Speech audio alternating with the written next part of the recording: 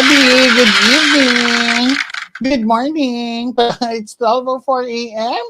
And yes, we are again back here in our live. Yes. Welcome po sa lahat ng ating manonood ngayong gabi.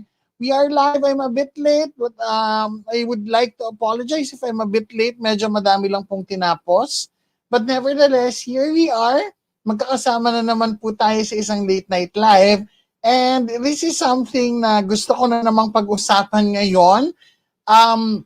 Kasi today, alam niyo naman, Undas, I hope that you were able to visit your loved ones, your dearly departed, and sana you got home safely. And I know that November 1 is always a family reunion, kind of gathering. But unfortunately for me, ako nga kasi may family is in Bacolod. Wala naman akong dearly departed who's buried here in Metro Manila or in Luzon.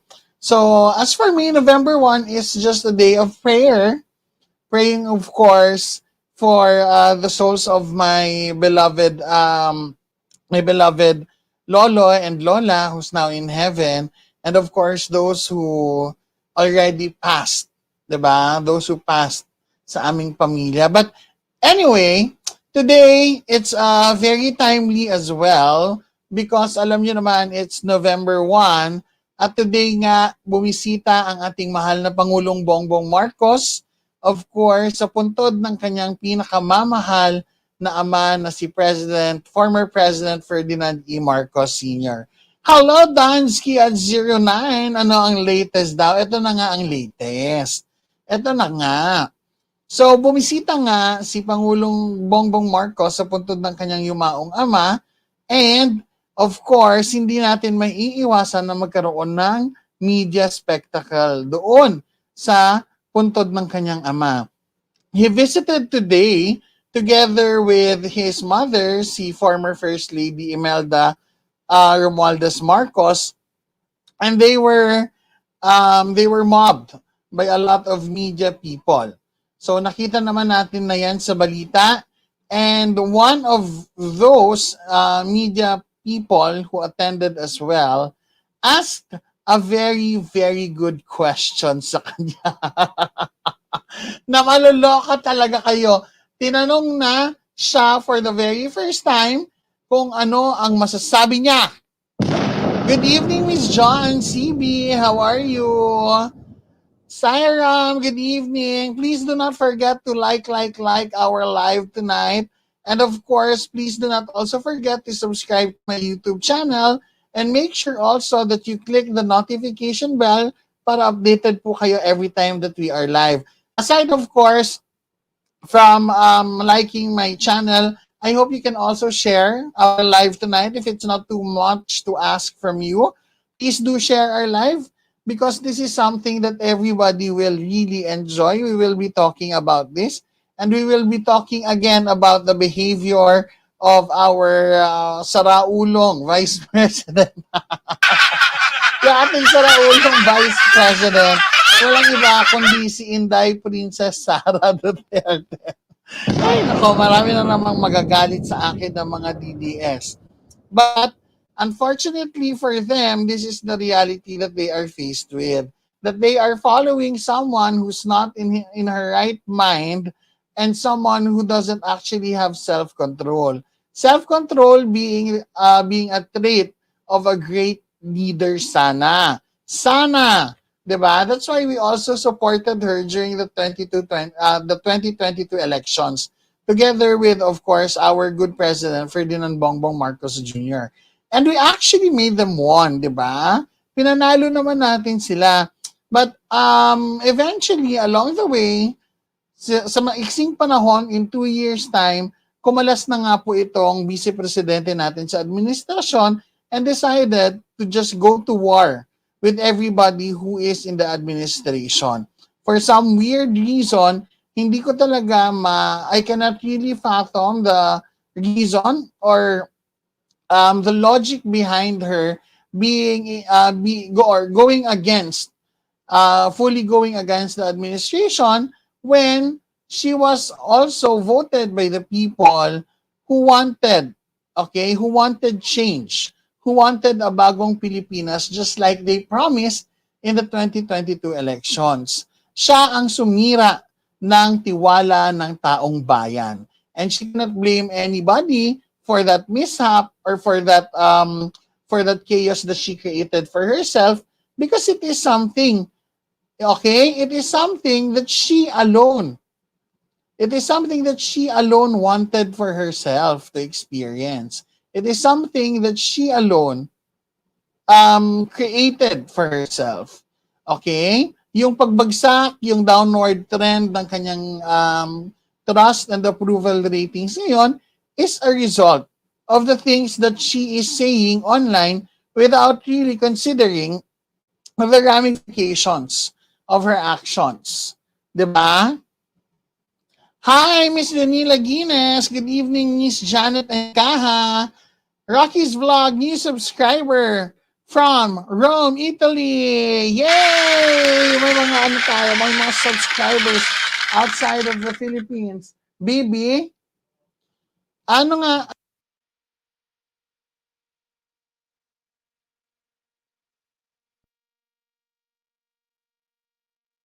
Sorry guys, because I'm just bothered with this insect. Dali, mag-ano ka, ayan oh. I'm bothered with this insect flying around my room. Okay, anyway. So, balik tayo. So, today nga, meron tayong kaganapan, meron tayong bagong eksena kung saan inambush interview ng media ang ating mahal na Pangulo. Hi, Maritas Love Song Pelino watching from Qatar. O, diba all around the globe tayo? Talagang meron tayong from Rome, meron tayong from Qatar. Ewan ko kung nasan pa. Taga saan nga kayo? Paki-comment nga muna. Baby boy. Paki-comment nga muna where you are in the world. Hello, Maxi. Good evening. Miss Rowena Laplana from Athens, Greece. Talaga you are around the world. Hello, welcome to my live, Madam Janet and Kaha. Good evening to you as well. And of course, MC05, good evening din po sa inyo. Watching from Abu Dhabi, UAE, si Dancy09 who's always present and never absent sa mga live natin. Si Miss Rosemary Kagawa from Japan. MC05 from the Netherlands. Wala atang Pilipinong wala ata akong viewers sa Pilipinas. Ano nangyayari sa live ko? May taga-Pilipinas ba dito? Yung mga taga-ano dyan? Taga-Tondo, mga taga-Manila dyan. Magparamdam. Joanne, Baguio City. Oh my God. Watching from Hong Kong, si Miss Gilda Beltran. Oh, diba? Ayan. John CB from Baguio City. Miss Janet, Dubai. Again, shout out from Rome, Italy. Si Rocky's Vlog. Hello po. Magandang gabi. Ayan. Ang dami nating viewers from abroad. But anyway, let's move on to our topic. So as I was saying, may nangyari ng magkikita ng media at ng ating mahal na Pangulo today sa puntod or sa libingan ng kanyang yumaong ama na si President Ferdinand E. Marcos Sr. And hindi niya naiwasang matanong ng isang bonggang katanungan pertaining to the most recent press con conducted by the Siraulo herself, Vice President Inday Duterte. And this is important again kasi I will always go back to what I am saying, that self-control is a very important trait for every good leader. For a leader who is destined to be great, self-control is something na hindi niya pwedeng ipagpabalewala. Okay? So, boil down to its essence, para mas maintindihan nyo what I am saying, boil down to its essence, self-control kasi is the ability to think before acting. Diba? Palakpakan nyo. It's the ability to think before acting. Kailangan mag-isip ka bago ka gumawa ng kabalbalan. Pero unfortunately, parang yung vice presidente natin lately, hindi siya nag-iisip. Diba? Lately, yung mga patutsado niya, hindi pinag-isipan. Diba? Yung mga pa-press con niya, it's something that she really did not think about. Wala talagang hindi talaga siya dumaan sa isang thought process. Hindi talaga, alam mong hindi talaga siya dumaan sa critical minds. Probably one of her brilliant advisors, if she has one. Talagang galing lang talaga sa kanya lahat ng tampo niya. 'Di ba? Good morning from Chicago, si Miss Fe Iliano. Ayan na, si Madam Jesusa from Tondo, Manila. Hello. Sabi ni John Jana Harvey Bading, yes, bobo, bading ako. Never ko naman tinanggi yun at wala kang pake. Kung bading man ako, at least hindi ako bobo kagaya mo. Anyway, self-control or discipline kasi it's a very essential trait that every leader, okay, every leader with heavy responsibilities must have. Of course, alam naman natin being the second highest, being the one who is in the second highest position in the land, being the vice president, it is really a position with heavy responsibilities. And more than anything, nung nanalo sila, binigyan talaga siya ni Pbbm ng task under his administration to lead the Department of Education. So more than just being a vice president, meron talaga siya naging trabaho, supposedly, sa ilalim ng Department of Education. Nevertheless, self-control rarely shows up nga lang, hindi natin na pag-uusapan madalas kasi hindi naman siya nababanggit bilang isang trait or bilang isang ugali ng isang makapangyarihang leader. But tonight, we will really focus on that. And what I mean by self-control, together with, of course, vision, passion, communication skills, and all those other traits like decisiveness, confidence, clarity, and even empathy, it all pops up on the regular list of traits of a good leader, pero never yung self-control. And, empathy or the ability to share an emotion with someone or the ability to relate to someone emotionally is also one of the traits of a good leader. And unfortunately, our vice president did not exhibit this when he mentioned such things to our president. And alam naman natin at narinig po yan ng buong sambayan ng Pilipino ang mga patutsada ni VP Sara. Good morning, Miss Agnes Victoria. Stay safe and God bless you too. Sino to? Rosemary Kagawa. Okay. So, moving forward, today nga, self-control is very important because I want you to see how controlled our good president, how he manages his emotions, how he has control over his reactions when asked by the media. Diba? Oh, hindi niya kaya. Magugulat talaga kayo how he was just able to smile it off, to brush it off like nothing happened nung tinanong siya ng isang media ng katanungang bonggang-bongga. Diba? Okay, ito na. Panoorin na natin yung video. And I will share with you later an article that will discuss as well self-control. And kung bakit ito ay isang very important trait that we always see sa ating mahal na Pangulo, kung bakit siya nagiging magaling na presidente. 'Di ba? Kung bakit siya nagiging magaling na leader ng ating bansa. 'Di ba? Alam niyo, more than anything, sige, isingit ko na lang, why is it so important? Kasi of course, yung investor trust would always, investors would always look for the trait in a leader. Kasi without the trait, lalo na yung mga seasoned investors, yung mga magagaling na talaga, in order for them to invest in your country, they are looking for a quality, that they'd be able to say na, ay, eto magaling na presidente ito ng bansa. 'Di ba? Because a good leader without self-control is prone to making mistakes. 'Di ba? They're prone to making wrong decisions and wrong judgment. 'Di ba? Because most of the time, if they don't have self-control or a strong emotional control, yung emotions nila, just like what happened to VP Sara, it overrides all rational decision making. 'Di ba? Okay? It overrides all rational decision making. So ang ending mo, hindi ka na nagiging makahulugan. Hindi ka na, you don't make sense at all, or you don't make sense anymore in all the decisions that you will be making. And also, these investors know that this can happen to them. For example, nag-decide na sila mag-invest sa country natin, sa Pilipinas. Tapos yung, may saltek.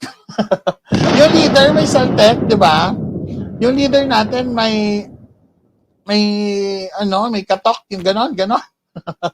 Maluwag yung tornilyo, tumutunog pag ginagalaw ang ulo. My God, they will easily lose confidence, di ba, sa ating bansa. That's why, guys, ito yung sinasabi ko, na kailangan yung piliin mabuti at hanapin sa isang leader kung gaano niya kakaya kontrolin ang mga bagay-bagay around him. How powerful is he or is she to have control over all factors surrounding him, external man yan or internal. And it is one very important trait dahil ito po ang magde-decide kung may kapupuntahan or kapupulutan po ang bansang to at tayong mga Pilipino. Oh, 'di ba? Okay, ito panoorin natin yung video, wag na nating patagalin pa. Marcos ngayong undas ang puntod ng kanyang ama na si dating Pangulong Ferdinand Marcos Sr. sa libingan ng mga bayani sa Taguig. Dumating si Pbbm kasama ang kanyang ina na si dating First Lady Imelda Marcos. Nagdaos din sila ng misa para sa yumao nilang ama. Sa kanyang mensahe, nangako si Marcos na ipagpapatuloy ang nasimulan ng kanyang ama sa pagpapaunlad ng Pilipinas. Dagdag niya na way maging inspirasyon ang paggunita sa mga mahal nating yumao para tayo maging mabuting tao at mabuting mamamayan ng ating bansa. Tumanggi namang magsalita ang Pangulo nang hingan siya ng komento sa banta ni Vice President Sara Duterte na ayun na! Alam niyo na, tumanggi siya magsalita. Tumanggi siya magsalita nung hingan siya ng komento tungkol sa patutsada ng ating VP Sara Ulo. Ayaw niyang mag-comment. Diba? Can you imagine the gravity of emotions that he is currently feeling? Na binastos ang tatay niya. Diba? Na pinagbantaan ang tatay niya who has nothing to do with anything today na nangyayaring awayan sa politika. Binantaan ng isang taong pinagkatiwalaan niya, a person whom he considered a friend. Diba? Yung pinagkatiwalaan niya bilang vice-presidente niya. Yung taong alam niya na laging nandyan sa tabi niya, kahit ano pang mangyari because they are working towards making the Philippines a better country for the Filipinos and the future generation. Diba? Can you imagine how strongly he was able to contain all those emotions when he has all the right to burst out? Na magmura, na magalit, kung ano pa man, kay VP Sara Duterte dahil sa mga patutsada niya. When he has all the power dito sa bansa natin to actually say something that would immediately destroy the reputation of the Vice President. But in this very crucial moment, in his moment of extreme emotions, he simply decided to not talk about it. He simply decided not to mention a word about it. Diba? Tuloy, tingnan natin kung anong sinagot niya. Ipahuhukay ang labi ng kanyang ama para ipatapon sa West Philippine Sea. I'd like to ask of your thoughts about the statement made by the Vice President about the remains of your father. I'd rather not, thank you. Diba? Simple? I'd rather not. Diba? He was asked for a statement about the patutsada of the Saraulo. He was asked to comment about what he thinks sa patutsada nga nitong saraulo natin Vice Presidente na ipapahukay ang bangkay ng kanyang tatay. Ang sagot lang ni PBBM, very simple. Of your father. I'd rather not, thank you. I'd rather not. Ang sosyal, nakakainis. Alam mo, you just know that you voted for the right person to be president. Diba? Kung nabasa niyo yung don't sweat out the small stuff, I think it's because he thinks na itong mga tampo-tampo ni VP Sara, mga maliliit na bagay lang to na hindi niya dapat ika-stress. Anyway, hindi naman tumata or hindi naman nakasira sa kanya. Ang nangyari pa, nag-backfire. Si VP Sara pa ang nasira. Diba? I'd rather not. That's a trait of an educated person. Someone who has delicadeza, someone who is very respectful and honorable. Diba? He is a leader who shows strength in the dimension of self-control. Diba? He displays composure and confidence. He's very confident in the fact na kahit anong mangyari, kung ano man ang binitawang salita ni VP Sara, this won't diminish him as a person. This won't affect him also in the performance of his duties. That's how confident he is because he knows that he is doing a great job and he is just focused on doing his job as president because ipinagkatiwala sa kanya ng taong bayan ang boto nila. Diba? Kaya palakpakan, deserve ni PBBM. So having also self-control, it's also having the ability to stay focused in stressful situations. And kitang-kita naman natin yan sa kanya. Diba? Kitang-kita natin sa kanya how focused he is, how he maintained his composure when asked about that question. Sa totoo lang, feeling ko, nilagay niya lang at the back of his mind yung narinig niya kay VP Sara. For sure, he was able to watch already the press con that VP Sara had and was able to hear the exact words coming from VP Sara. I'm sure he just put it at the back of his mind and just ignored it because it did not even make a dent on his reputation or on his family's reputation. Diba? It did not even make a dent.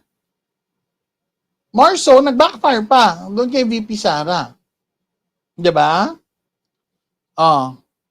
Kinakakaloka. Diba?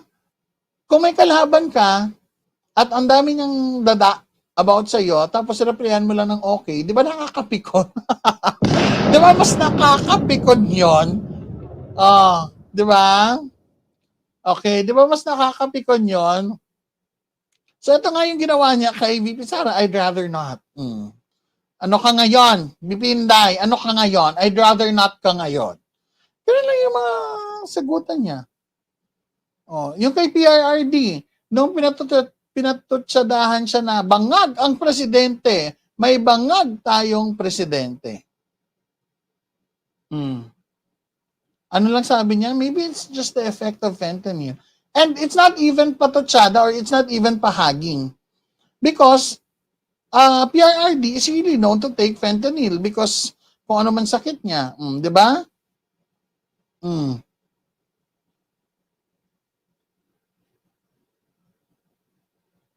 Di ba? Think about it. Think about it. Ay. Okay, tuloy na natin. But do you think, sir, the statement is uncalled for? Is it uncalled for, the statement of VP Sara? Hindi niya na sinagot talaga. May isang reporter pa dyan na talagang pinush. Do you think it's do you think it's uncalled for yung ni VP Sara? Diba? Yung reporter is asking the obvious. The reporter is asking him the obvious, expecting for PBBM to also state the obvious, to say yes. Diba? Of course. But he did not fall for that trap. Hindi siya sumagot. He just simply went on to kiss Imelda Marcos as Imelda leaves already. 'Di ba? Binitag siya. O, do you think it is uncalled for? Kasi magkakaroon ng panibagong story, magkakaroon ng panibagong kwento ang mga media kung sumagot si PBBM ng yes. And pwede nilang paanakin ng paanakin yon. But of course, having that great sense of self-control, emotional control, hindi niya na sinagot ang tanong. Kasi alam niya na kung anong gustong gawin ng media na yon. Nabitagin siya para sumagot siya, para magkaroon sila ng kwento, para magsabong na tuluyan ang dalawa. Di ba? Di ba? So self-control is something that you acquire. It's actually a skill.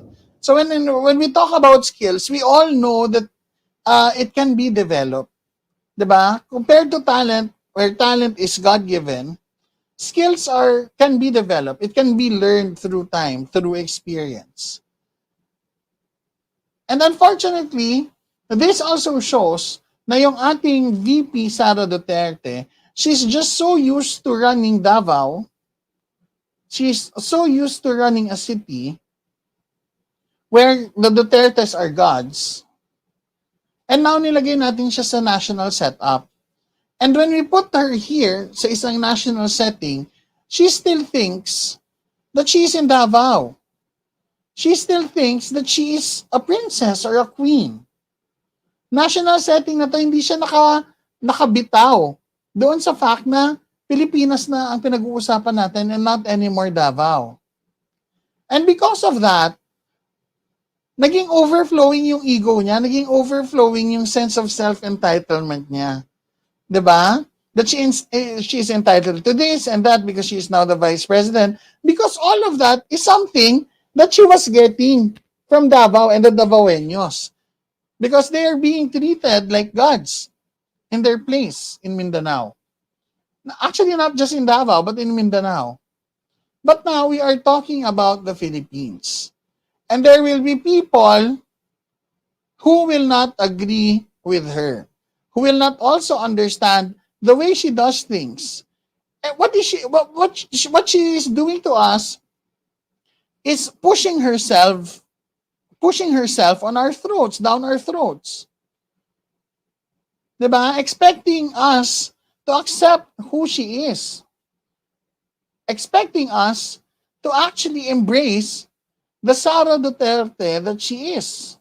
Kung ano man siya sa Davao, kung ano man siya sa Mindanao, bilang isang Duterte. Diyan siya nagkakamali. Diba? Diyan siya nagkakamali.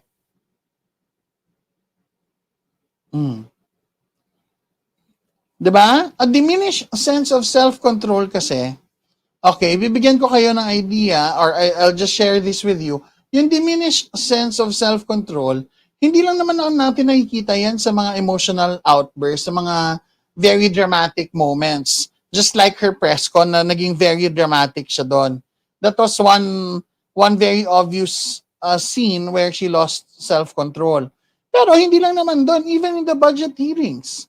Diba? Yung mga upticks niya, yung mga biglang pagkairita niya, diba? She's very vulnerable to simple questions. Yung mga sudden niya, pagmamaldita, pagiging bratinela niya, it's also a sign that her self-control is very feeble. She doesn't, I think she does not have anything at all. Kasi sanay nga siya na pinupuri-puri siya doon sa Davao.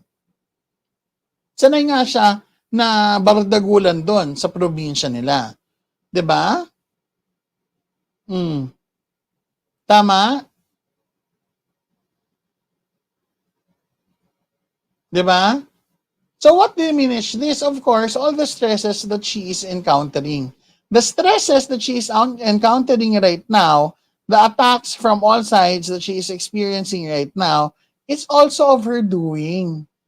'Di ba? It's also of her doing because she just went straight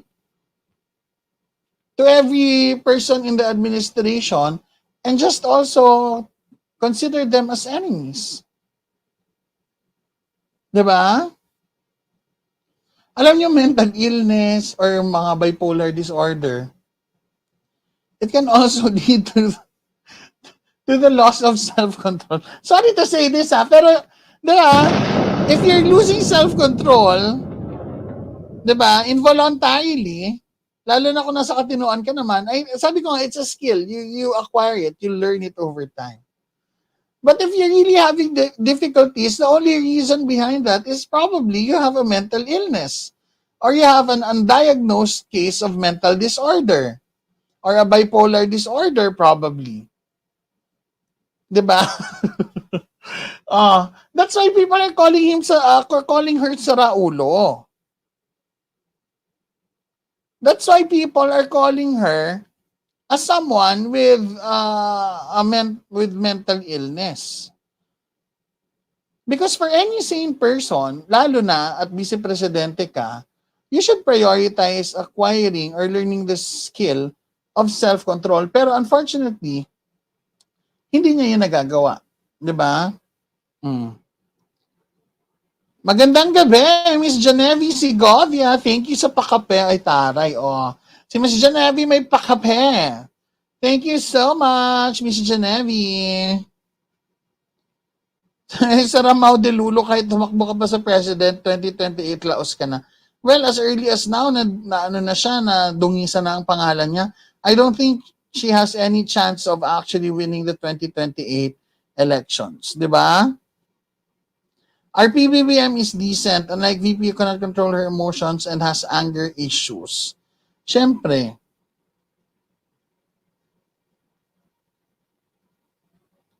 local is a big difference. Local is a big difference. Ano sabi? From the national. She thinks that the people in the national can consider her the same thing she had in her province. Of course not. Maybe she have Bratinela nga. Mr. Lorella Valdez, hello. Oh, that's the only logical explanation we have eh. Diba? Baka nga value. Diba? Diba? Ang masasabi ko lang sa kanya, I want her to practice the art of self-delaying. Diba? She develops a habit of waiting. Kasi doon yun nami-measure yung galing mo bilang isang leader. When you delay things, lalo na kapag you are, alam mo yung feeling pag tumatayo na yung buhok mo dito sa likod ng ulo mo, when you feel like na parang tumatayo na siya, nasistress ka na, kating-kati kang magsalita, or kating-kati ka ng sumagot, that's your sign to keep quiet. Diba? Hindi mo pwede yang pakinggan yung utak mo. Diba? Diba minsan, pag sobrang galit ka, nang gigigal ka, nararamdaman mo umaangat dito yung mga buhok mo. So develop a habit of waiting. Wait first for yourself to calm down before you speak a word. Because sure na sure yan, if nagsalita ka, what you will be saying, it will be full of crap. Because what you are saying will entirely be based on your emotions alone. So yung rational thinking mo, yung logical thinking mo, it will just not be, it will not just work. Because at that moment, yung at the height of your emotions, yung masasabi mo, yung mga sentiments mo, kaya nga nang nabanggit niya yung mga tampo niya, di ba?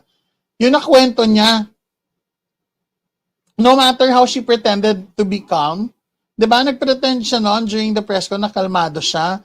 The way she spoke, yung tono niya, malumanay. The way she stated, she told her stories, her experience with PBBM during the election, and of course when they were already president and vice president. Di ba? She tried to hide yung totoo niyang nararamdaman, but yung words niya, yung mga choice of words niya, hindi na itago yun. Diba? Don't confront a colleague or tackle a loaded issue if you're not feeling settled. Yun lang naman yun. You have to make sure that you take your time also in making decisions. Diba? And ask yourself kung totoo na ba to? Lahat ba ng information ko totoo? Lahat ba ng nararamdaman ko totoo? Diba? Because if not, hindi mo na mababawi yun. For example, si VP Sara, nagsisi siya, ay mali ata ako dun sa press con ko. O paano niya ngayon babawiin? Diba? Paano niya ngayon yun? Sasabihin sa taong bayan, ay, joke lang pala yung press con ko. Ganun na, joke lang pala yun. Ano yun? Mainit lang ulo ko that day. Pwede bang ganun? Diba? Pwede bang ganun yun? Diba? Repeated loss of self-control. Paulit-ulit na yan. Repeated loss of self-control na yung ginagawa niya. Sa budget hearing, sa harap ng kongreso, ng mga congressman, sa press con niya. Diba? So what is one good sign na wala talagang self-control? Yung aggressive behavior. She became very aggressive towards PBBM, the administration, and everybody else. The aggressive behavior and the demeaning language that she used. Okay? The aggressive behavior and the demeaning language that she used. Diba? Hindi siya nakakatuwa. Hindi siya very vice president of her. And I will show you an article. Sige, pag-usapan na lang natin to. Madam Ellie, I also have that book, Don't Sweat the Small Stuff. Gandang basahin, lalo na kung banas na banas ka na. Diba? Exactly. Don't sweat the small stuff. Diba? Ano bang gist ng book na yon? Diba? Huwag mong stressin ang buhay mo sa mga bagay-bagay na maliliit, sa lahat na lang ng bagay, everyday na stress ka, because it will also compromise your mental health. More than anything, it will also lead you to making the wrong decisions and saying the wrong things. And sometimes, alam nyo guys, actually not sometimes, but most of the time, life doesn't really have a reset button. You cannot really reset or rewind. Diba? Moments in your life where you made mistakes. Just like the press con of VP Sara, she will never have the chance to make bawi. She will never have the chance anymore to say that she did not mean what she said. Because that press con was seen already by the entire Filipino people. Diba? Even by the international community. It was seen by everybody. How can she now position herself na masasabi niyang joke lang lahat yon? Diba? That she didn't mean anything. Diba? Mas pumangit pa ang ano niya. Mas pumangit pa ang kanyang estado. Mas pumangit pa ang kanyang katayuan bilang isang leader. Diba? Shame on her. Diba? Okay. Ito, I stumbled upon this online. It's an article from Management Today, why leaders with great self-control are seen as more powerful. And saktong-sakto to because we see this trait in our president, kay PBBM. Diba? Kitang-kita naman natin kay PBBM to. And I'll show you again. Tumanggi namang magsalita ang Pangulo nang hingan siya ng komento sa banta Tignan ni niyo Vice lang ang President ating Sara presidente. Duterte na ipahuhukay ang labi ng kanyang ama para ipatapon sa West Philippine Sea. I'd like to ask of your thoughts about the statement made by the Vice President about the remains of your father. I'd rather not, thank you. I'd rather not. Made by the Vice President about the remains of your father. I'd rather not, thank you. I'd rather not. Nakita niyo yung expression sa mukha ng ating Pangulo? Diba? He was really listening to the question. Diba? Yun yung ano niya, yung facial expression niya, talagang ninanamnam niya ang bawat salita sa tanong ng media na yon, ng media person na yon. On what he can say about the statement of VP Sara. Diba? Talagang iniintindi niya, pinaprocess niya, and he was very composed. He was very composed.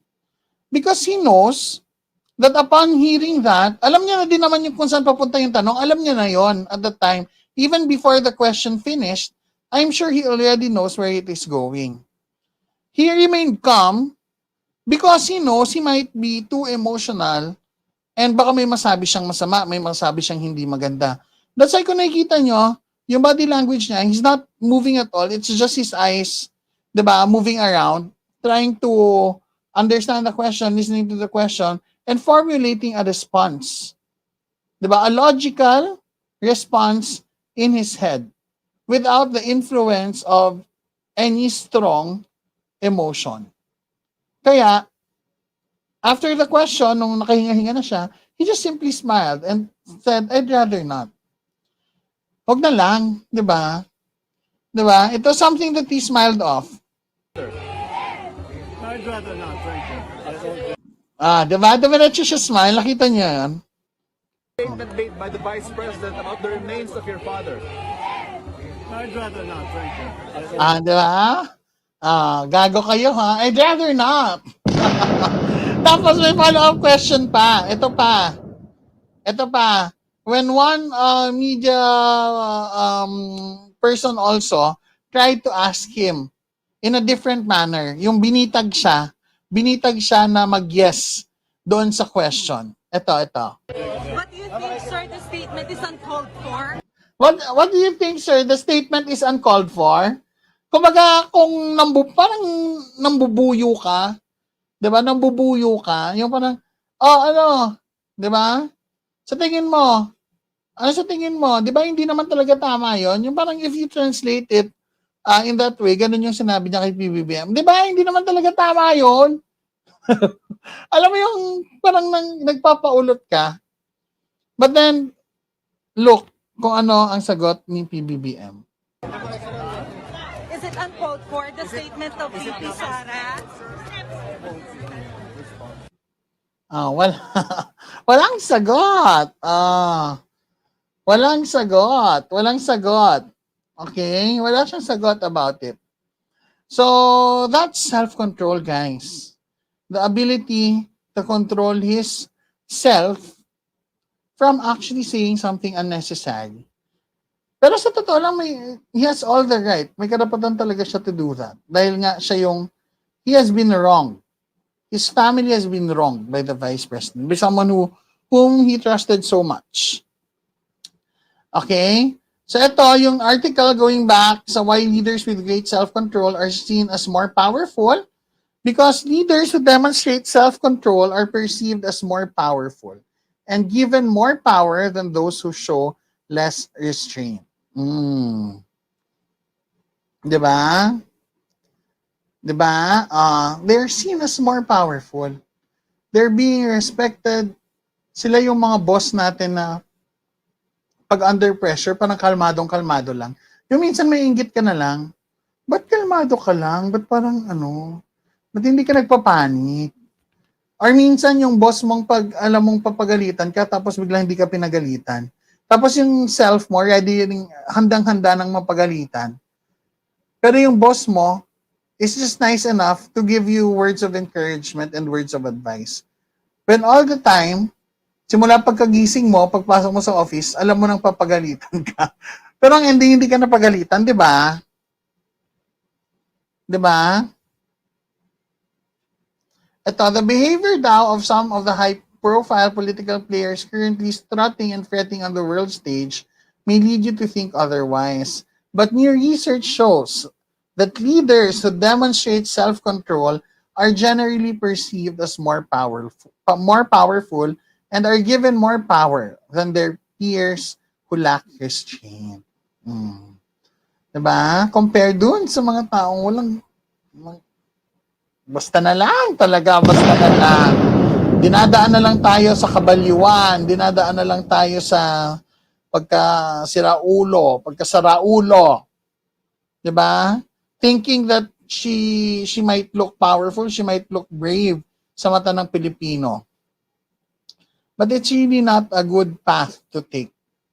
Being the aggressor and being an aggressor who does not have strong emotional control, lalo na when you are expected to be the next president by a lot of Filipinos, kasi yun naman talaga yung understanding nung 2022 elections na ikaw ang magiging susunod na presidente, But displaying this kind of behavior just diminishes your chance, VP Saraulo, of becoming the next president. I'm sorry to say this, but it's you. You are the reason of your downfall. You alone and nobody else's. Diba? People with low self-control tend to let their short-term desires. People with low self-control tend to let their short-term desires distract them from their longer-term goals. Whereas, those with high self-control are much more focused. Kagaya ng Pangulo natin, focus na siya sa trabaho. Trabaho lang. Kung gusto mo akong babuyin, bastusin, bahala ka sa buhay mo, basta I'm working. Nagtatrabaho lang ako. Diba? Sabi ni Ray, people will not forget what harsh things she uttered. She had no respect for the dead. Si Lucrecia, she didn't even think of what she's going to deliver. More on talking low in comprehension. Balik tayo. People with low self-control tend to let their short-term desires distract them from their longer-term goals.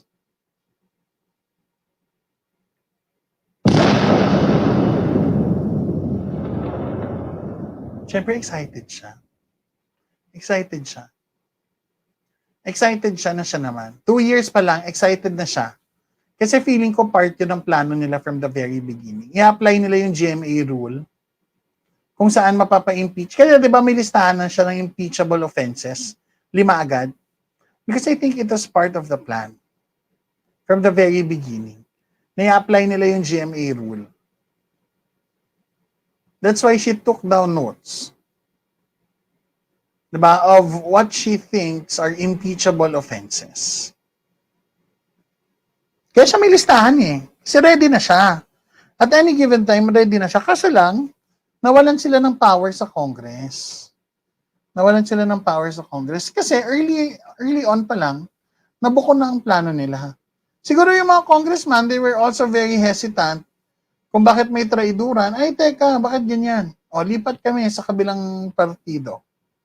Diba? That's why, diba, wala na siyang control. She doesn't anymore have the power over these congressmen. Kasi nabuko ang plano niya. Ay, yung mga congressman naman natin, hindi mo naman yan, diba, maloloko. Hindi naman yan mga bobong tao. Well, not all of them. May mga bobo din. Pero, I mean, majority of them are lawyers. Majority of them, di ba, are smart people. Di ba?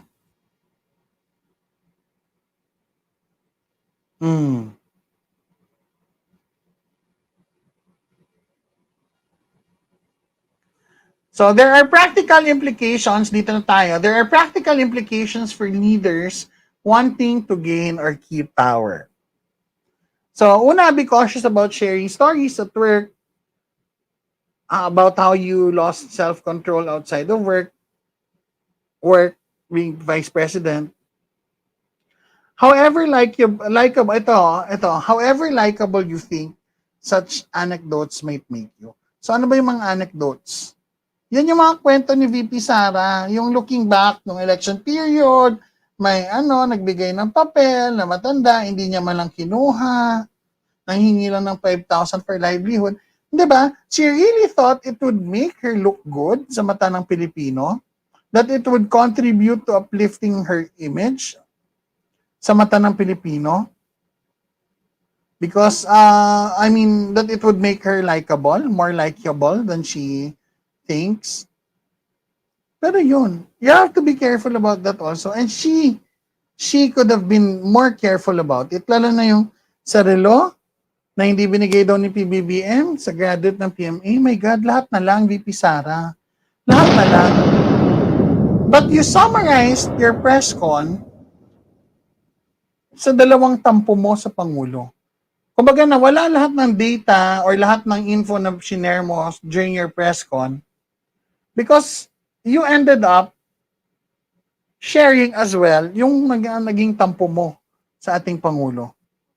At yun, yung isa doon, parang tawang-tawa talaga ako, yung hindi ka pinapahiram ng presidential chopper to go home. Then biglang binawi mo na, okay lang yun, pinalagpas ko na kasi personal ko naman yun. Ay! Diba naisip ko sana yun, ang personal mo yun. Hindi mo dapat ginagamit yung presidential chopper sa personal mo na mga pangangailangan. Diba? We understand that you need to go home to your family. Pero presidential chopper talaga? Talagang ikaw dapat priority? 'Di ba? Para lang makauwi ka sa mga anak mo? Talaga ba? Really?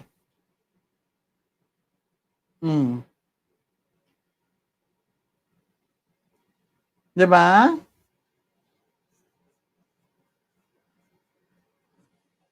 Ito, unfortunately, people who act powerfully are often taken at face value, at least for a while. For example, this inhibited behavior, a loud voice, and a disregard for social norms are often perceived as signs of power. But unfortunately, naging matapang ka nga for a while sa mata ng ibang tao at sa mata ng hindi nag-iisip.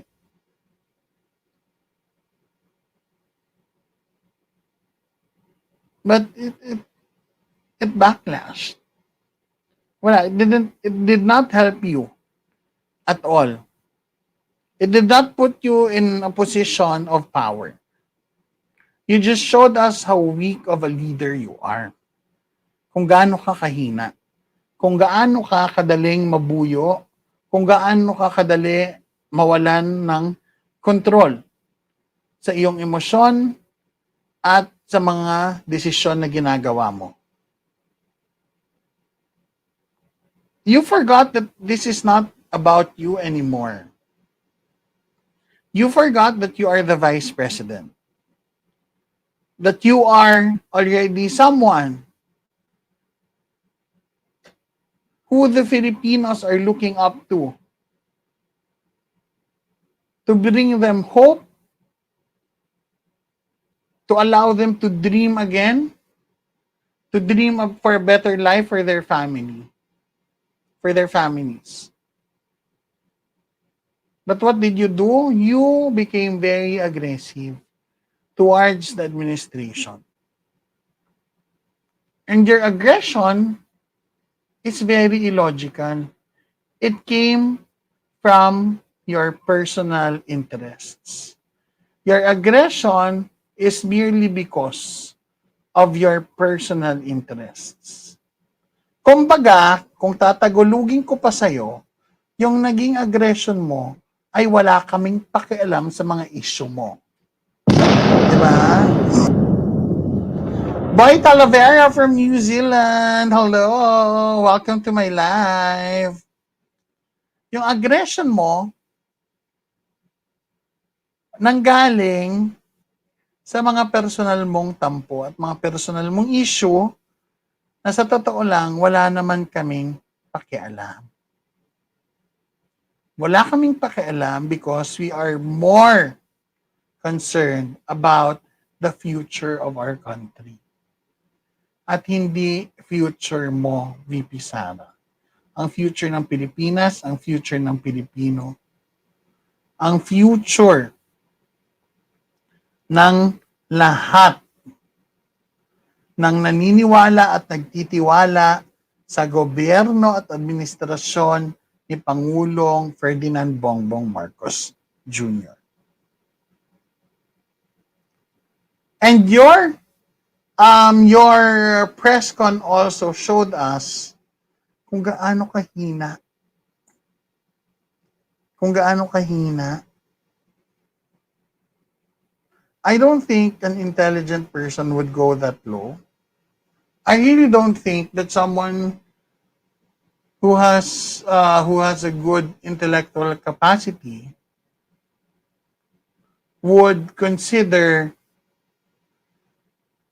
exhuming a body of someone na hindi niya naman kilala, hindi niya na-meet, na hindi din siya kilala, a body of someone na wala naman talaga siyang pakialam doon. Basta lang may masabi siya. Alam mo yon? I don't think an intelligent person would go that low. So ano lang ba ang napatunayan sa atin noon? Mahina. Mahina talaga. Diba? At dahil mahina, bahala na daw tayo maging matalino para sa kanya. Diba? Bahala na daw tayo na mag-isip para sa kanya. Diba? You cannot use you being Bisaya as an excuse. Diba? Sabihin mo, ay, ganyan talaga kultura namin mga Bisaya, talaga matatapang kami, sabihin talaga na, diba? Ang daming defense online na ganyan, yung mga sa social media defending her, na hindi nyo naiintindihan si VP Sara kasi hindi kayo Bisaya, Bisaya siya. Bisaya ako, unfortunately. I'm also from the Visayas. I'm Ilonggo. I'm a 100% pure-blooded Ilonggo. Hindi naman kami ganyan. I don't want to be represented by somebody na ganyan kabastos and would just, make being Bisaya as an excuse because hindi naman ganyan. May Bisaya friends are also not like that. Hindi naman sila ganyan. As a matter of fact, ikaw lang ang nakita kong ganyan. Na parang ka-level mo yung mga, no offense, pero I'll just use the term, yung mga palengkera, yung mga walang pinag-aralan, yung mga bastos, yung bunganga. Di ba? Parang gano'n naman na yun. Hindi naman, di ba? Me too, Bisaya ako. Ganyan ka ba, Miss Rosemary? Miss Rosemary, ganyan ka ba? Miss Bernadette Miradores, hello, welcome. How are you, madam? Snoopy 40, hello also. Oh. No. Sabi ni Miss Rosemary, no, hindi naman siya ganyan. So it's I don't think it's a valid argument for you to say na ganyan si VP Sara because Bisaya siya. Hindi naman kami ganyan. Diba? Masahol pa nga siya sa no read, no write. Sabi ni Miss Mary Ann Lidawan. Banat Boy! Banat Boy is here. Shout out to Banat Boy. Ano Banat Boy? Started doing live already. Support me naman. Thank you Banat Boy for dropping by. So, ayun na nga ang nangyari.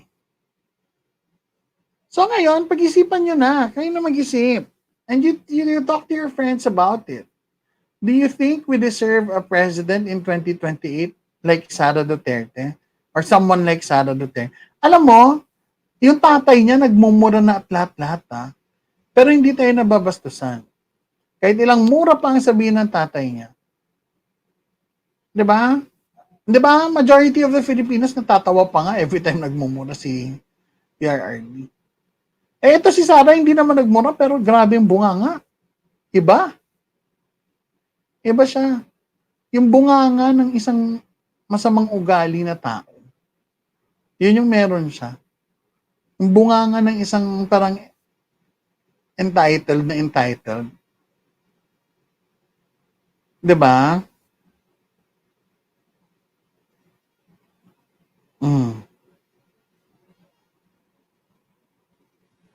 Madami question ako noon na nasa kabilang bakod ka, napansin mo na ba na may kahinaan si Sara? Yes. Napansin namin yon because wala kaming narinig from her. Diba? Sabi ko nga sa inyo, during rallies, sa mga maisog rallies, wala ka talagang marinig from her. I mean, wala siyang pa-message mo lang sa amin na supporters niya. And imagine, I'm already part of the, I'm already part of that group na diretso na sa kanya, that group of vloggers. Diba? Hindi naman kami mga vloggers on the side na supporter lang. We were actually, pretty connected with everybody who's who's close to her. Pero wala kami, kahit sila yung mga talagang close sa kanya, walang naririnig eh.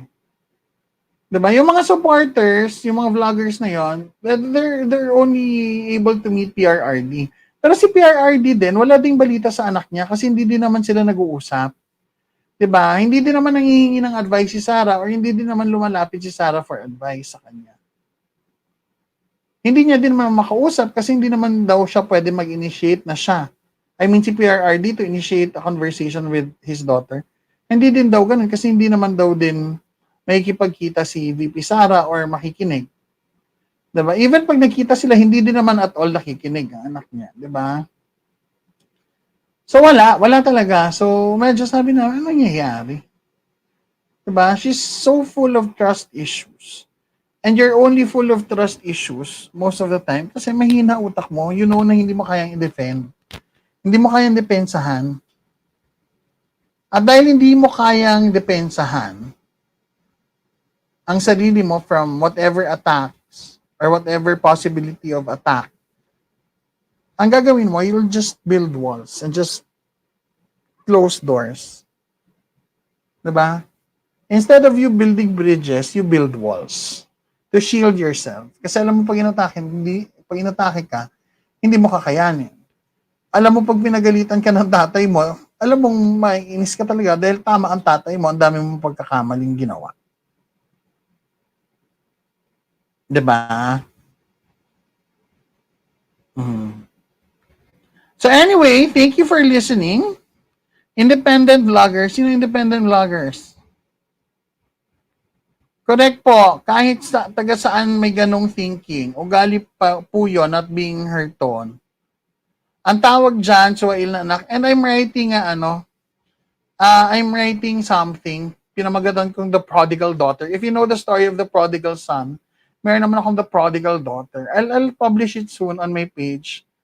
Pero hindi ko pa siya tapos isulat because I'm just too lazy to write nowadays. Tamad na tamad ako magsulat.